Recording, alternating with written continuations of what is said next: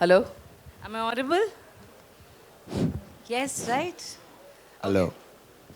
Okay, before we start, um, let me ask you a question. These are the topic of the question, the topic of the session is stories from uncharted languages. How many languages do we have in India? Any number? Can you give me a number? Sorry? 300? 150? 156? 650? Anybody else? So we all know that there are 22 languages listed on in the age schedule. But also there's a recognition of 156 languages by the Indian government. But we have all also seen that Ganesh Devi's work has given us more than 756 languages. And one of those these languages is Vishnupriya Manipuri. And Dr. Smriti Kumar Sinha has written extensively in that language. So before we start, before I ask you any other question, can you tell us a little bit about Manipuri language? Actually, as already you raised, before I answer your question, I would like to convey my gratitude to this literary festival, art and literature festival of Manorama, Hortus, and also Niyogi books for publishing my books in English translation and distributing making it available all over the world and giving me this space to interact with my audience here.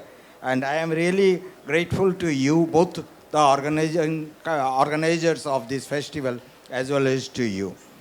And since you have asked the question about Vishnupriya Manipuri language, there are, as already said, there are many languages, and the number is increasing. Okay, since you said 750 these, but actually, including dialects and languages, more than 1,600 languages and dialects are there in India. Out of these, around 196 languages are already in the endangered list by the UNESCO. And my mother tongue, Vishnupriya Manipuri, is one of them from the northeast India. So Vishnupriya Manipuri is an indigenous language of northeast India. And it was the language was developed in Manipur around 11th to 12th century. And it's the Indo-Aryan language of the same family like Assamese, Bengali, Odia. You can say this is the easternmost Indo-Aryan language spoken in the northeast India. And now what happened, it originated in the plain area of Manipur. Now everybody is concerned with Manipur now. But because of the political turmoil, particularly Manipur today, what we understand is a big state or a small state as a whole. But before 17th century, it was an ensemble of little clan-based states like Kumal, Moirang, and all other states of different clans. And Ningthoza clan's king, Garib Nawaz, or Pamheba, we call, and popularly known as Garib Nawaz, he defeated all the clan-based kings, states kings, and then made unified Manipur. And he started Hinduism there. And since the Vishnupriya Manipuris were staying there, and they were originally Hindus, then it not be converted. So the conflict started with the king, and because of the torture of the king and political turmoils and Burmese invasion, the speakers of this, mostly the speakers of this language, migrated to Assam, Tripura, and nowadays Bangladesh, and the population is there. But those who stayed back, I would like to say that the language is now dead in its place of origin. I mean in Loktak Valley, around the Loktak Lake. Okay, this is the origin of this language.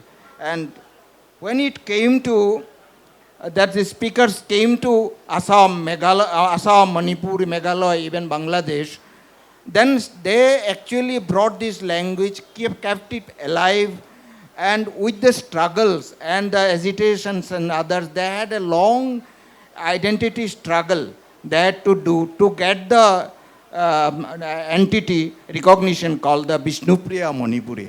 And it was so that in the hesitation of by the students, the Shudeshna Sinha, who was the martyr, and most probably, perhaps, she is the first martyr for mother tongue in India. And after that, also the Manipur government and the Meiteis, they were against the terminology called Vishnupriya Manipuri. So they went up to the Supreme Court, but luckily Supreme Court finally gave its verdict as the claimed identity as Vishnupriya Manipuri. And we are now with that identity. This is the finally resolved by Supreme Court. And now the literature of this is now one of the strongest, if you consider with the quality of literature, if you made an index of quality literature from the Northeast, around 200 plus languages, it is now within the top 10 of the languages. When was the Supreme Court verdict given? Supreme Court verdict was given in 2006. 2006. Okay. I was just passing out of school that time. Yeah. But you've often said that the language is an encoding scheme for creative pursuits, and literatures in minor and endangered languages are crucial for the diverse literary tradition of our country. As more and more languages head towards extinction, these books, both of your books, are a heartfelt attempt to keep the Vishnupriya Manipuri saga alive. Could you elaborate on this thought as a lifelong activist in this field? Yeah. But before that, let me show them the books. The first book is called Seducing the Rain God, which is already a bestseller in the northeast of India.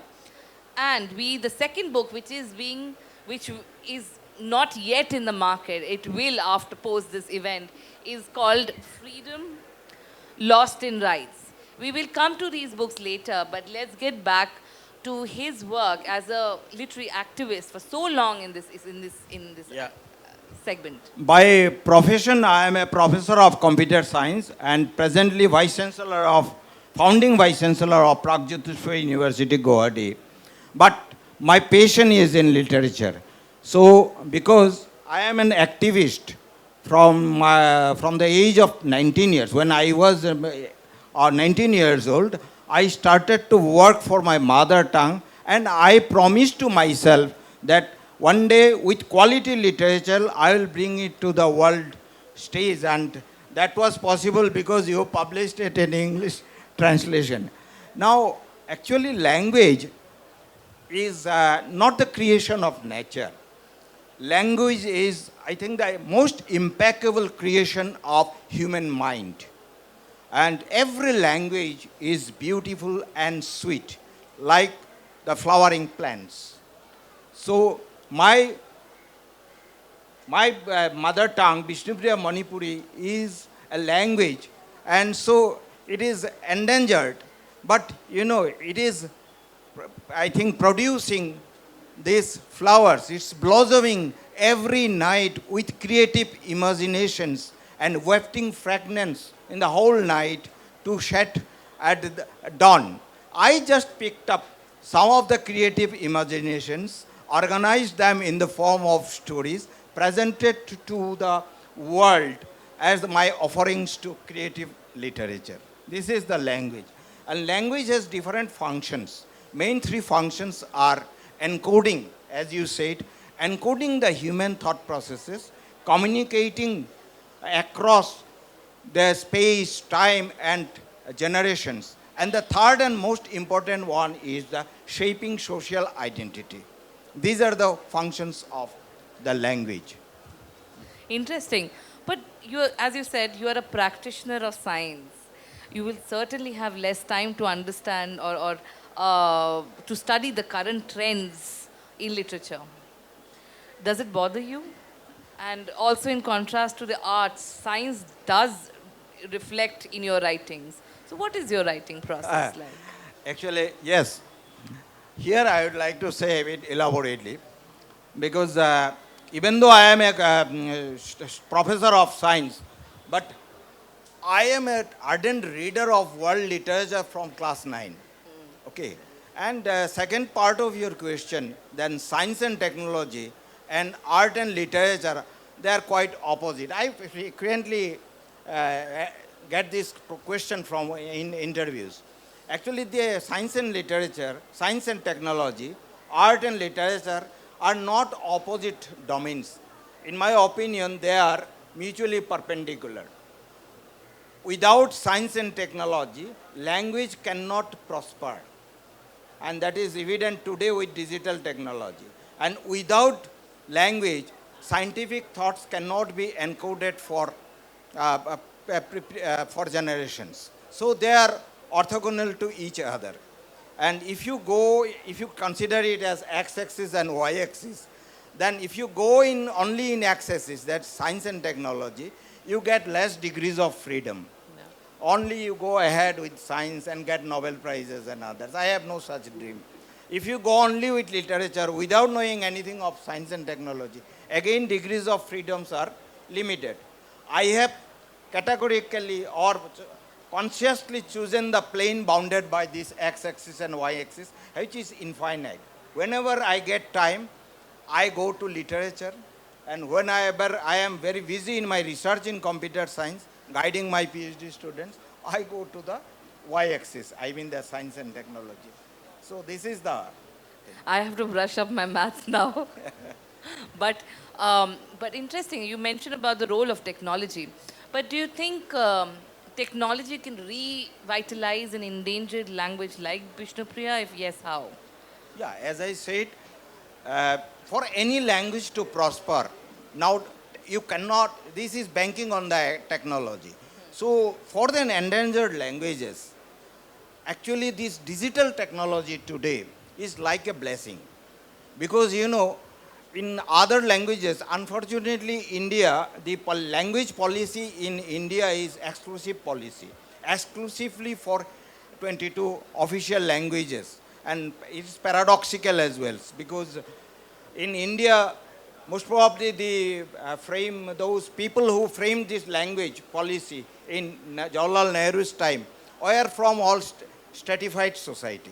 So we stratified the people, the underdeveloped people as scheduled caste and scheduled tribe, and the general people as other people as general. And now all the privileges are to SC and ST, and general people are now suffering, okay, or striving for like this. Similar but contradictory languages, all the major languages are categorized as scheduled languages, and the minor and endangered languages are general languages. So that may be the reason highest number of languages which are endangered in the world are from India, and within India highest numbers are from Northeast.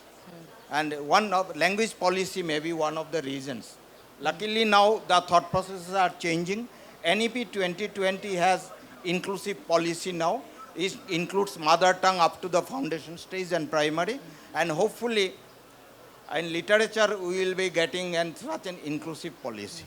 So, do we have a digital script? Do we have a digital font for Yeah, Vishnupriya Manipuri yet? and now as I am also the right now the president of Vishnupriya Manipuri Sahitya Sabha and a professor of computer science, we developed, thanks to Unicode scheme, any language in India can now, not only India, in the world, now freely they can generate their creations either in the form of text, audio, video, I mean the hypermedia.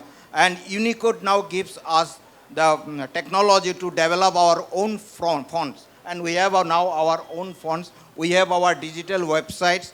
I have already developed the digital archive. to archive the manuscripts and the published books online. There are around 200, 300 now. The rare books are now archived now with our initiation. So actually, digital technology is these things. I am a professor of computer science, and our language, our alphabet consists of only two digits, 0 and 1. With that, you can encode any language of the world, any audio, any video, and then share it into the world. There is no boundary called scheduled or non-scheduled. It's boundaryless technology.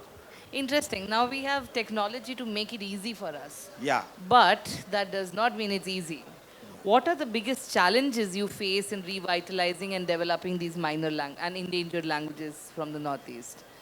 Yeah. The biggest challenges for any language, and including my mother tongue, Vishnupriya Manipuri, is the diminishing population of speakers. This is the first and the major reason.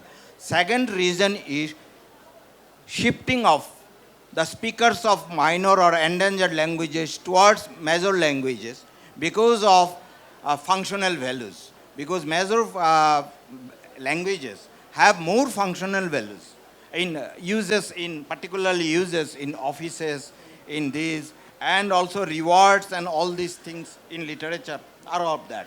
So because of this career and others, we are shifting. It is actually a relative figure because Indian languages speakers are shifting towards English. This is one phase. Endangered language speakers are shifting towards major Indian languages. So actually in India, all the languages are now endangered in one sense. So this is the second threat. Third threat is that challenge is that we are not getting any patronage from government and others. This is one reason of these things. And because there is no uses of this language, and where actually literature plays a vital role. But once any endangered language, minor language, have a literature of quality literature at par with the music and magic of all the developed languages, then the young generations will be attracted because of the prestige value. And this is happening in our case also because of digital media and now internationally claimed at these translations in other languages like English, and some of these stories in these books are translated in Kannada, in Gujarati, in Assamese, Bengali, and also included in the translation studies in the master's degrees of English in some universities. So that enhances the prestige value. So these are the main challenges I have been facing. Now we are in a good these things, and main problem is in India, if we want a beautiful ecosystem to develop, then what I understand is we have today digital internet. And in internet, all of us are connected. And for connecting to the internet, we need an IP address. I'm a computer science professor, that's why I'm telling. And what is missing in India is internet of mother tongues. And IP address of a community is its mother tongue. That is the IP address. If we can build up this internet of mother tongues, through this internet, if we exchange the creative creations like through translation from the writers and the poets to the others and their feedbacks, then entire India will be unified in the literally, linguistically and literally. That is the request I would like to make in this forum today, in the literature festival. Then let us make this internet of mother tongues through translations. Yes, very interesting, something to work on. Maybe all of us can put our heads together and figure it out. But now I got a very off-the-bat question. So I worked with the great Andamanese tribe language. So just 2 years ago, we brought out this book called Voices from the Lost Horizon, which documented stories from the great Andamanese tribe. The last remaining migration from the Africa that happened 70,000 years ago. So now there are no speakers of the language. But while documenting, Professor Anbita Abhi was documenting the language. While documenting it, they found out there are 52 words for walking alone. I don't know how many of you can count the different words or on walking. How many times can you tell me, sort of thing? But there were 52 words for just walking, different styles of walking. Do you have anything like that which shows that the depletion of language can impact the nature and the other aspects of life? Yeah, basically the book you are mentioning is written by Anita Abbe. And I was with Anita Abbe in different interviews for linguistics in the universities. I know her. She worked in very much, I think she is very respected for Andamanese languages. And my story, Freedom Lost in Rights, is based on the Shompens, around the Shompens and these things. It is interesting, I suppose. And Anita Abbe is working for documentation. But what I understand is, since I belong to one of the endangered language speakers, my first priority is not documentation is there, but first priority is for revitalization. Otherwise, language will die. So revitalization initiatives. And I have been working for 40 years, 4 decades for this cause. Yeah. Absolutely. So let's come back to your book now, Freedom, Lost and Rights. Um, the most striking thing about each of your stories in the collection is that the unassuming simplicity with which you approach profound questions of identity, whether it is the children who are denied of singing in their mother tongues, or the old man who simply wants to be buried in his native village. Could you tell us a little about this marriage of the intricacies of everyday human experience and deeper sociological notions of belonging and displacement? But before that, do tell us a little bit about the story of the children being denied singing in their annual. Yeah. So, as you said, actually, in my personal opinion, life is simple. Intellectuals made it complex. And I write stories of simple people in simple way because every life there is a learning value, there is a philosophy. And that I believe, instead of making the structuring complex and the academic, more academic, let me express my feelings, my emotions of the characters in my story in a simple way. So that is my these things. And the stories you mentioned are in this book. And so, for example, Freedom Lost in Rights. In that story, the main characters, main theme was about the election and the casting of votes by the Shompens. Shompens are very simple people and in Nicobar Island. And once they came to know or they are forced to know, they were living in the wide freedom. But as soon as they became the citizen of India, then they are nothing but documents. Actually, in my story, I have said, citizen means documents. All of us are documents, bounded by many rules, regulations, and all these things, responsibilities and duties. Some people are free, forest men, and since they are the citizen, they had to cast vote.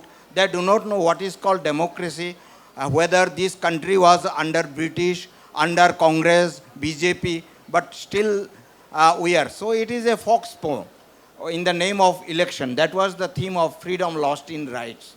Okay, it's a simple people. So I narrated it in a simple way, but the message is very heavy. That is there in the last stanza. Last paragraph, in a with a metaphor of our flag.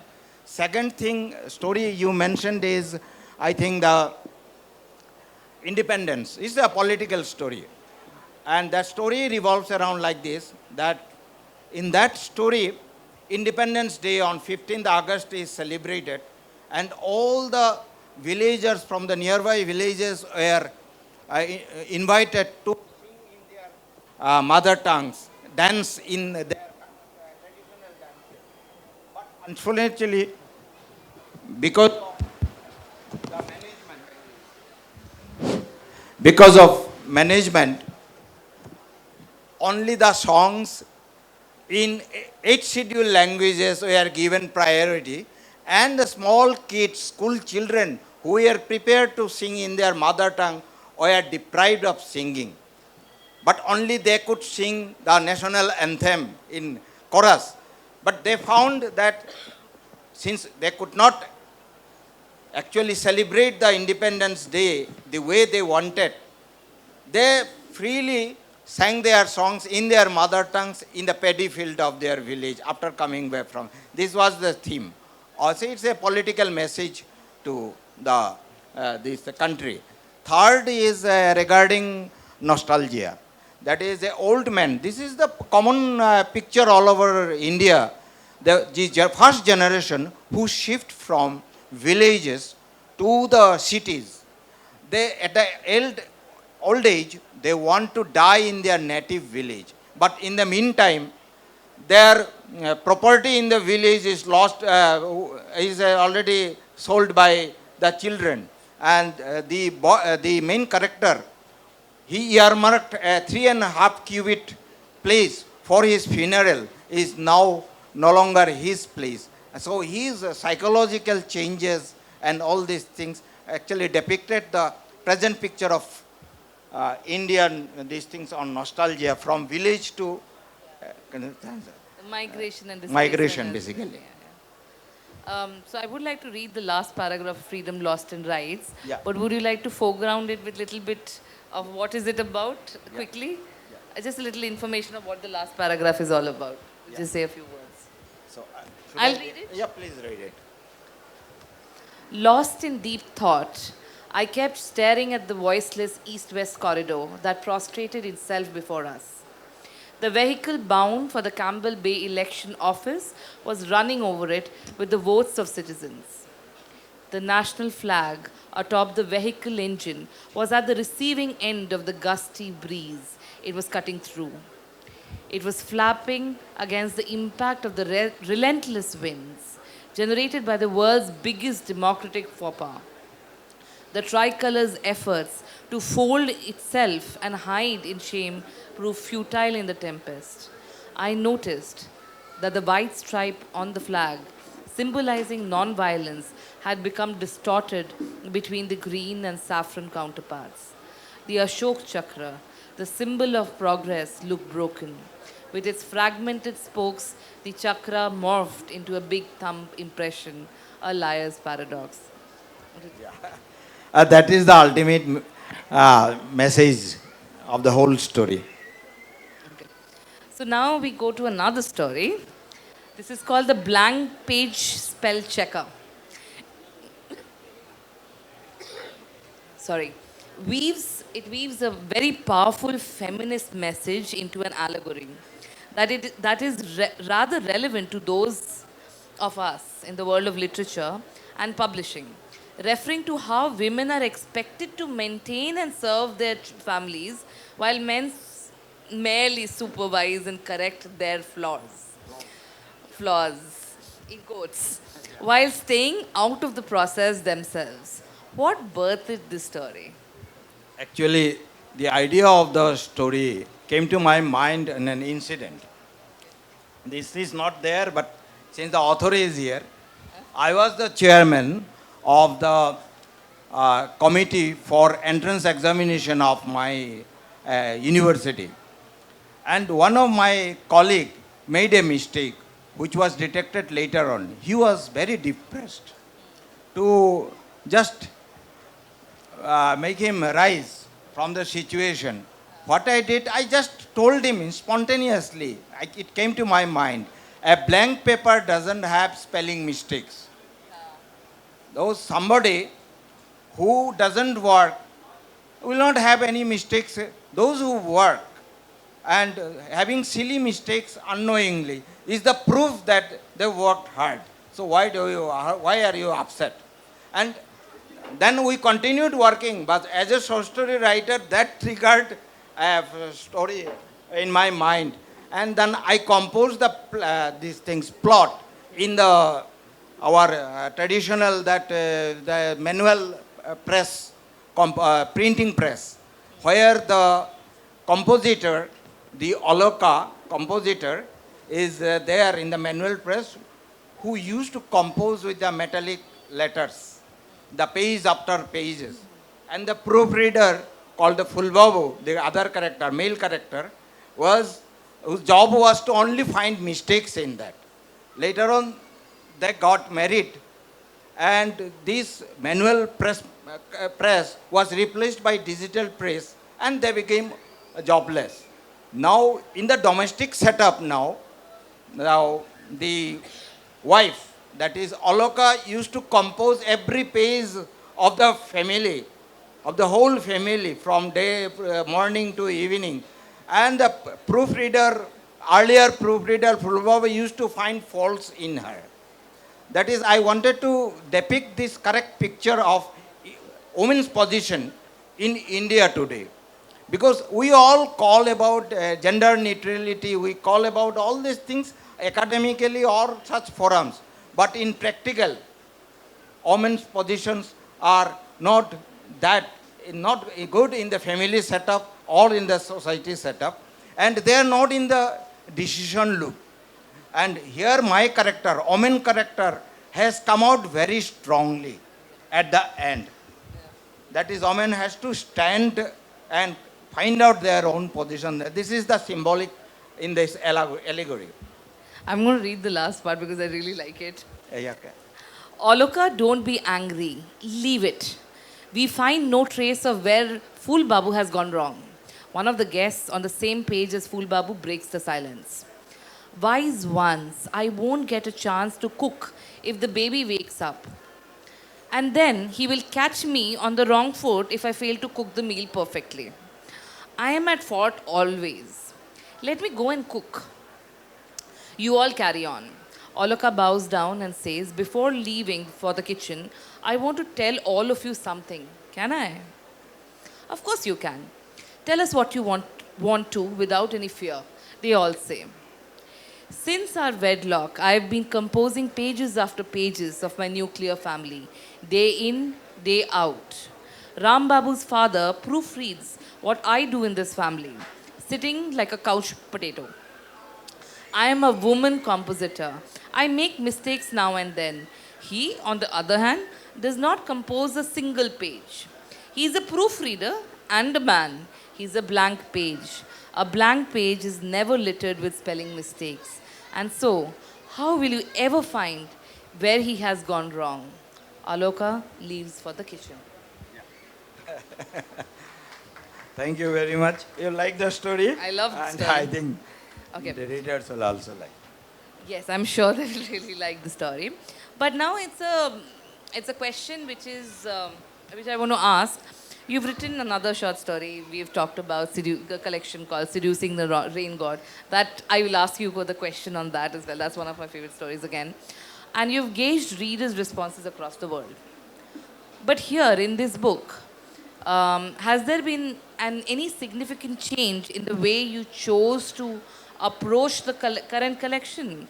Sort of thing. I understand. Because the last one has a critically actually, last book, Seducing the Rain God, got so much popularity all over the world. From an endangered language of Northeast, now it is available almost in all countries and many big libraries, including the British Library. And also it's a representative book in the President of India's White House personal library as a representative book. And also the other stories. So it has got so much publicity and also this acceptance because of you. And thanks to Niyogi Books for doing this, actually this challenge of publishing the stories of an unknown writer writing in an unknown language to the world audience. A credit goes to you. It's Okay, just and how it also works, to huh? my translator. My translator Ramlal Sinha is a fellow same boat brother, and he is the executive editor of a very popular daily in Guwahati, the Sentinel. And since his mother tongue is also same, Vishnupriya Manipuri, he understands the nuances, cultural nuances of the original language, and he has very strong control or the authority over English. So hopefully he translated the nuances correctly, and the correct cultural distance is very minimal, I have found. Thanks to Ramlal Sinha, because of him, these stories are now getting international audiences, and because of you. So what was the second part? No, that's about it. The second was, have you Yeah, evolving. done something Yeah, very yeah, differently yeah. in this book? Actually, in the first book, since I was an Ironman activist of endangered language, so those forces, my culture, my language, my these things got the dominance in the stories.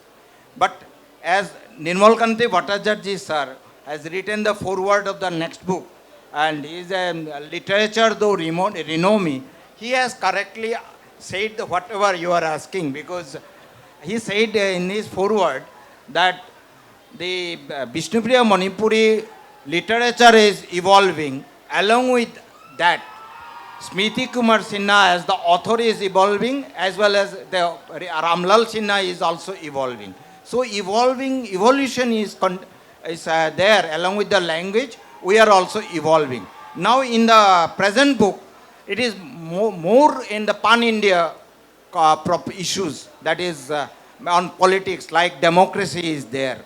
Democracy is a story which is a political twist, and your freedom lost in right, and also independence. So independence, democracy, and freedom lost in right.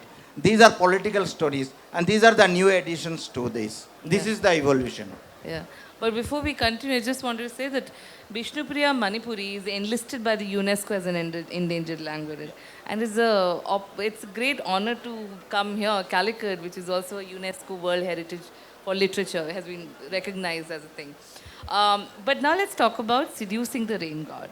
Let's talk about this collection, and specifically this song. The title itself is very evoking. So can you tell us a little bit about this book and story? Actually, this is a very popular book, Seducing the Rain God. Basically, this story, titular story, this titular story is set in the Manipur around the Loktak, our original homeland, and where is a very emotional story, at the same time articulated in a such way that is a rain-making songs. Rain-making songs are across the world, every community has. So this is related to that.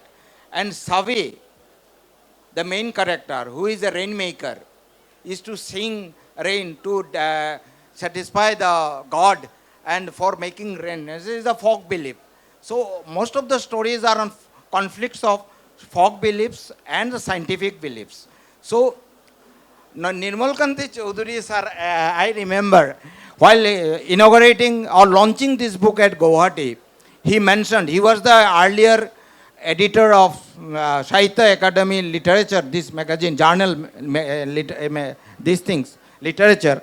And he actually, in his talk, he has certified that Sabi, the main character in the Seducing the Rain God, is one of the strongest women character in Indian literature, even though it is written in an endangered language. Now it is. This was the opinion of Nirmalkanti Chaudhary sir. So particularly that story is now widely popular. And second, another story is there. I think, In Search of Immortalizing Her. That is a story. No, let others read it. Yeah. We have 57 seconds left. Yeah. So I am sure they will. This is a good hook enough for you to read Seducing the Rain God as well. Last question. Now, after hearing from you, we are already geared up to read the books and know more about the language and things. But how can you encourage younger generations to appreciate and learn about these lesser known languages? Yeah, basically for the young generation, actually, first thing for the young generation, I would like to say they need to understand first that diversity is directly proportional to sustainability. Indian civilization is still alive even after 2000 years, 3000 years, because we accommodated diversity. And this is the first thing. So India is having so many languages, so many cultures, so many faiths.